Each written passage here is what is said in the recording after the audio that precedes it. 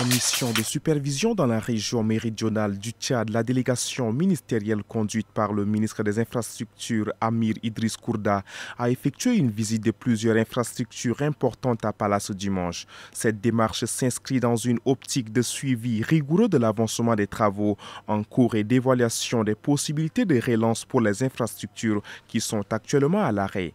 La visite a débuté à l'université de Pala où le ministre a eu des échanges constructifs et approfondis avec les responsables en charge des travaux.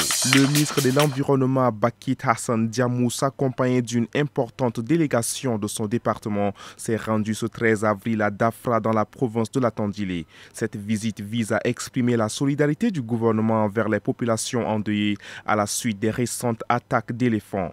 Au cours de la rencontre, les chefs de canton, les femmes et les jeunes ont formulé plusieurs recommandations à l'endroit du gouvernement. Parmi celles-ci figure la création d'un parc national, indemnisation des victimes des dégâts causés par les éléphants, ainsi que la mise en place d'un mécanisme de communication entre les autorités et les communautés locales. Le ministre a jugé ces recommandations légitimes et assuré qu'elles seront prises en compte.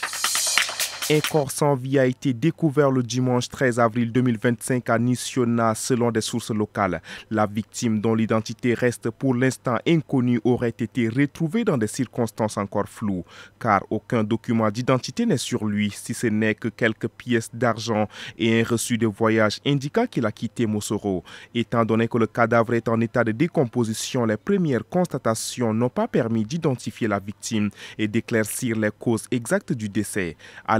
Les autorités locales se sont rendues sur place pour constater le drame, ouvrir une enquête et procéder à l'inhumation. Les autorités appellent par ailleurs toute personne disposant d'informations à se manifester afin de faire avancer.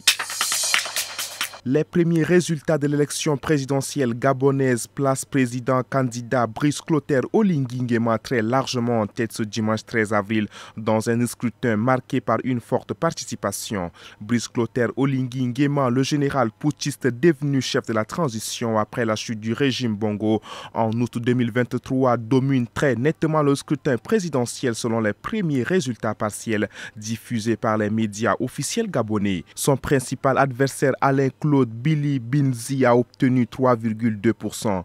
Une consécration pour ce militaire de carrière formé et promu au sein du système Bongo avec lequel il a promis de rompre même s'il s'inscrit dans sa continuité par bien des aspects.